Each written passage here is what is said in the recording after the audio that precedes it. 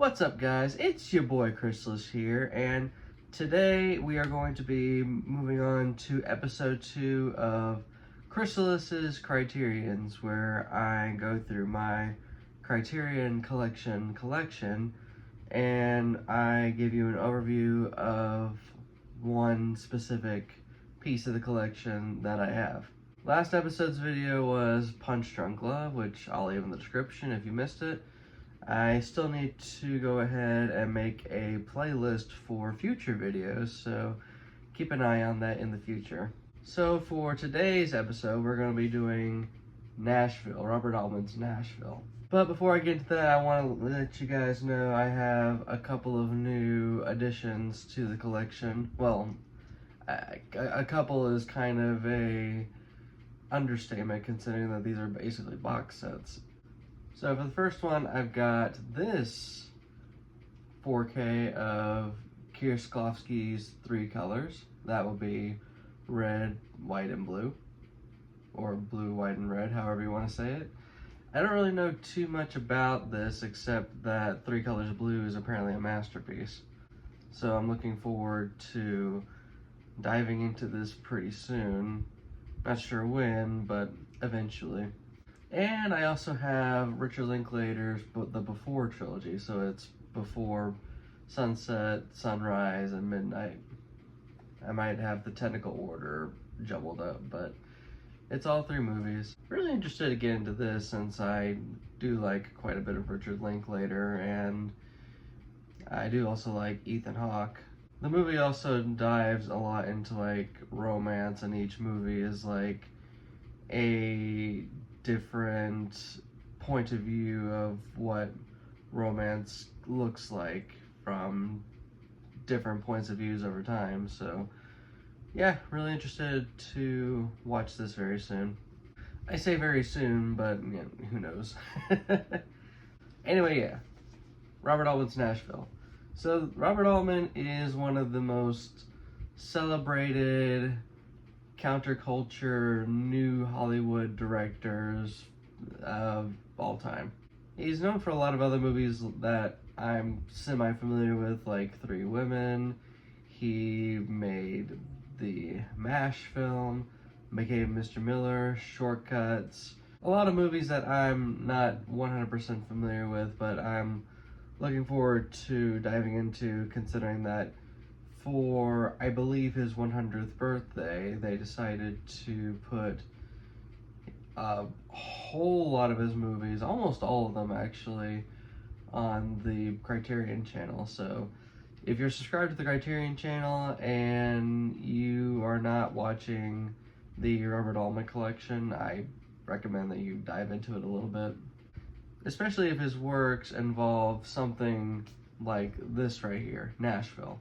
Nashville in particular is a critically acclaimed, almost universally acclaimed film that came out in 1975. One of the most noteworthy things about this film is that it just has this giant ensemble cast of like 20 main characters.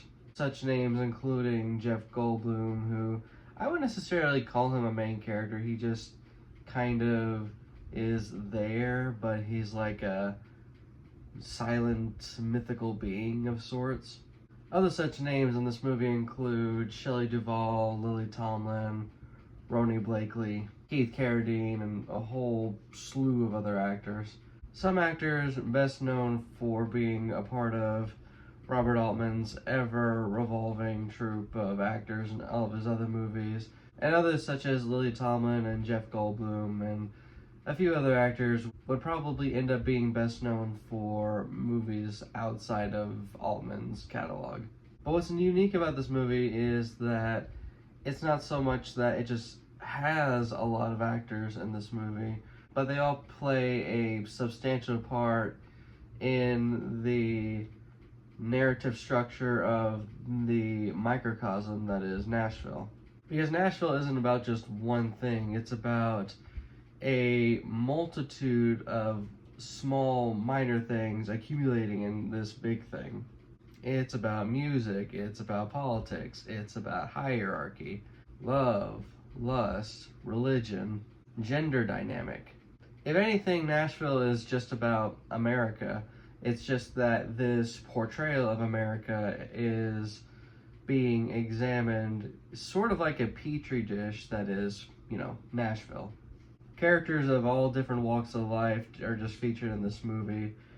A British person masquerading about as a BBC reporter, fictional, syndicated, and celebrated Nashville musicians, where a lot of times they take advantage of their fame, and eventually their fame gets taken advantage of over time as well. Soldiers, regular outsiders that end up being assassins, hippies, groupies, just the list goes on.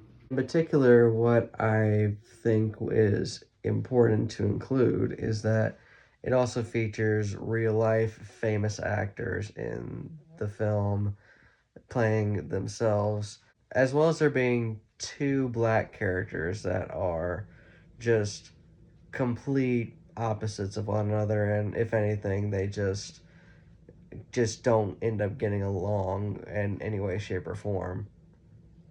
I just thought that was fascinating. Just a movie that features a lot of characters that are either natives to Nashville that have their own established way of living and everything, as well as outsiders or invaders, as you like to call them, that are looking to kind of pillage the wonders and like the culture and everything of Nashville itself. So somehow I forgot about this. But a big character in the film is this unseen voice that ends up embodying this third party political candidate that's trying to take the world by storm, and Nashville ends up being set up as like a potential springboard for that candidate. And you hear his like campaign and his whole spiel over loudspeaker throughout a good portion of the beginning of the film. I just wanted to bring that up because within the political structure of Nashville, as it approaches politics, he ends up being like a catalyst, or just like the ever-present dynamite that's about to blow in the film. With so much accumulating in this one big climactic scene involving a political rally where a character ends up getting shot and presumably killed. What I find so interesting about Nashville is how the story just flows so seamlessly with just, again, this giant ensemble. Much of the film really kicking off at this airport where a lot of characters are landing, visiting Nashville after such a long time, or just visiting it for the first time. And they all just kind of following each other while not necessarily just directly interacting with each other as well. And it consistently just keeps feeling like the camera, or I guess like our gaze, just ends up following all these different characters to like different scenes where they meet up with another character, or maybe a different character is like kind of eavesdropping in on another character, and it just flows so well as one narrative arc ends up intertwining and linking with another. Ronnie Blakely's character is the celebrated fictional Nashville sweetheart Barbara Jean, and she is married to her manager, and her manager is in negotiations with these two political organizers, and one of them is married to Lily Tomlin's character, who is a gospel singer that also takes care of her two deaf children, and she ends up having an affair with Keith Carradine's character, who is a part of a music trio, and so on and so forth. It basically gets to a point where either just about everyone's narrative arc links to everyone in the story, or somehow, some way, it ends up just intertwining with someone else. The two characters I feel like, in a weird way, I'm the most interested in that regard is Jeff Goldblum's character, who he just feels like this kind of obscure mythical being who you only ever see just getting on a motorcycle, tricycle thing, just driving around the city, and the BBC reporter that intertwines with just about every character in the movie, at least, as she is trying to be this invasive reporter from the BBC, allegedly.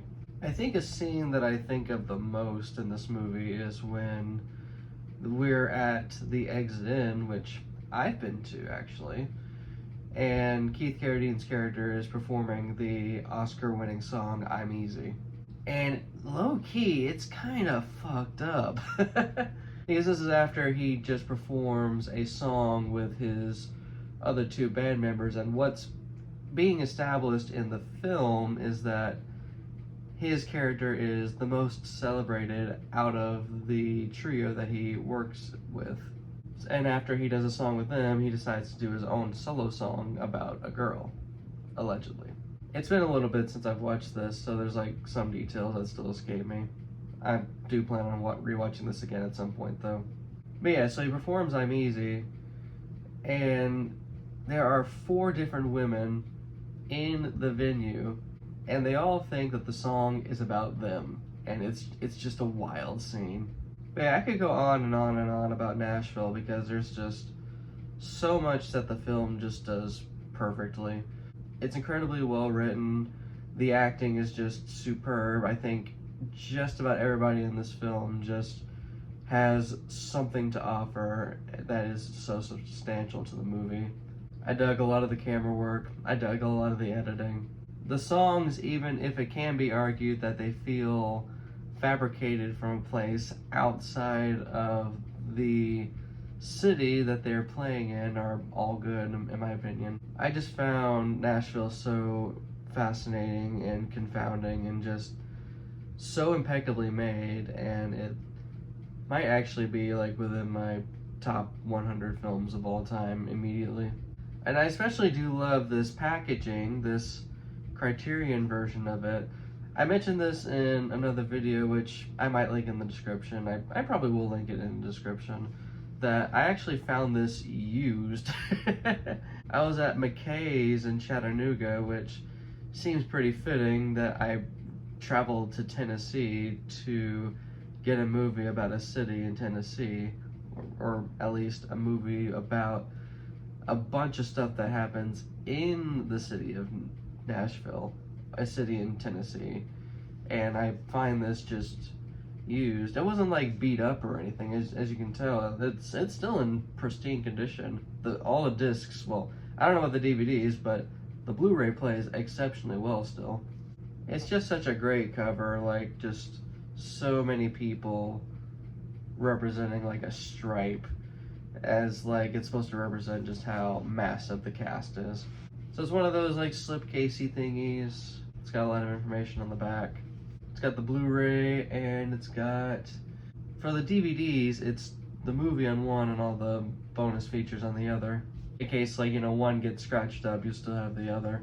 Which, as a side note, I hope that people that make physical media continue to do still. As much as I do like watching the images of 4K, I still hope that we continue to have Blu-ray or a DVD, or maybe just all 3, as like, you know, backups.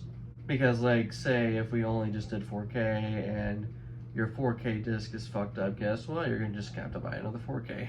It's got this insert right here that contains an essay from a film critic and film professor by the name of Molly Haskell, who's wrote a couple of books, one of them about Gone with the Wind, I think, which you should definitely check out. I haven't read it, but given how just superbly written like this essay was, I wouldn't mind like watching, or reading rather, you can't watch a book, the books that she's written, or any other further essays that might exist. The essay does a really good job at like not just summarizing Robert Altman's work, but also just does a great job at like pointing out like what Nashville accomplished and what Nashville is and all that. So one piece of enlightening information or perspective from the essay that I read, also sorry if it's dark, I just don't feel like turning the light on, was that Robert Altman was compared in the essay to a modern day Geoffrey Chaucer, where Nashville, or the embodiment of the city of Nashville and its denizens, were compared to the Canterbury Tales, and I thought that was really enlightening and not something I would have thought of. Further features include, I sound like a robot, but yeah, in addition to the movie, since this is Criterion, there includes a documentary about the making of the film, which I found to be really good and super enlightening. It to me feels like that the documentary definitely leaves no stone unturned in the journey through this film. But yeah, overall, it's just a great documentary.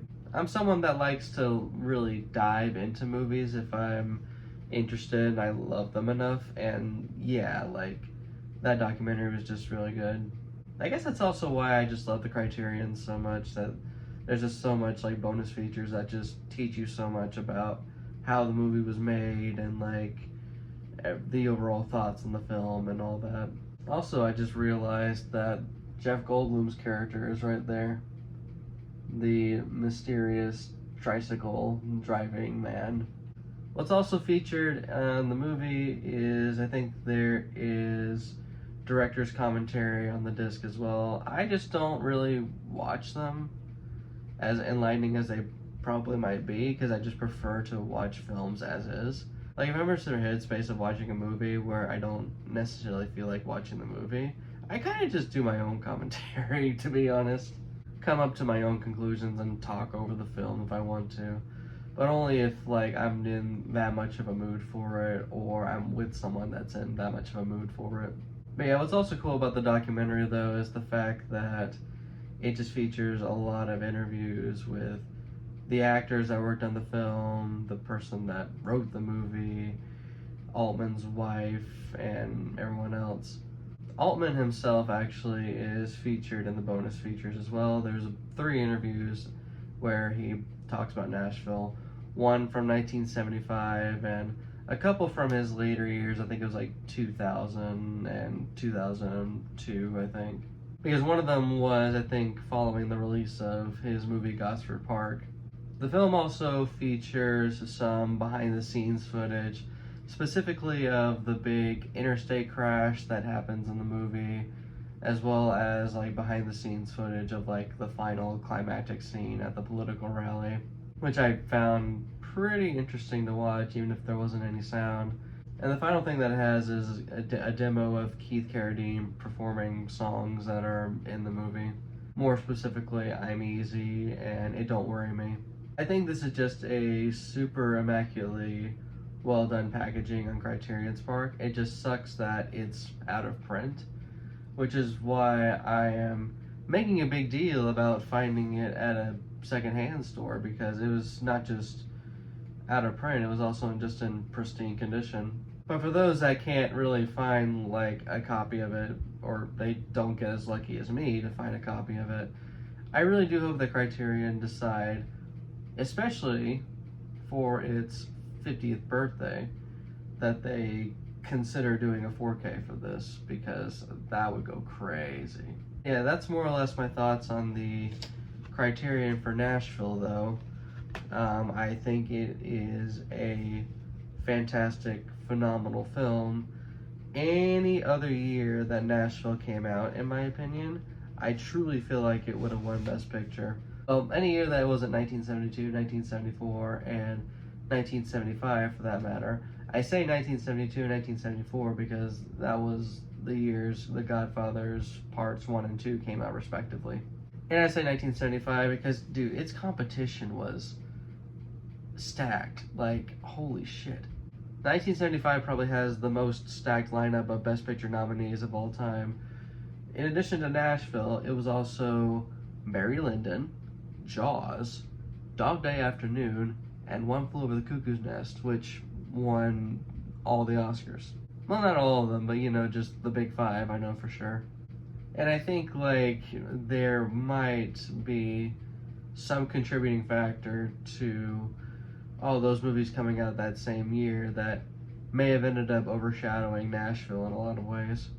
Because when you think of 1975, you don't really think about Nashville all that much, even though Nashville should deserve a lot more attention than it probably initially got back in the day. But you really just don't think of it because that was the year Jaws came out. That was the year Barry Lyndon came out. Just heavy hitters from Spielberg and Kubrick. Milos Forman putting out his magnum opus, in my opinion. But yeah, if you've never watched Nashville, though, and it's understandable if you probably haven't, you definitely should. It's a longer film, so I would recommend finding, time, actual time to watch it. Maybe a Sunday or Saturday morning or something, and definitely just absorb, it as an experience. And yeah, I think it's great. I think it's amazing. And yeah, that's about it. That's all I've got. I think there's probably a lot more that needs to be said and could be said about Nashville, but I'm just gonna leave it here because I could probably go on and on about this movie. If you've watched Nashville, if you have this copy of it, or I guess any copy of Nashville, what do you think of Nashville, and what do you think of your particular copy of it? Because I love this. I'm not gonna lie, I really do love this. And if you're able to peep my collection, what should I consider featuring in the series next? I'll leave a link in the description to a couple of videos where I go through my collection. Or hell, do I just go ahead and do this? I kind of just want to do this. But yeah, that's about it. This is your boy Chrysalis here, signing off.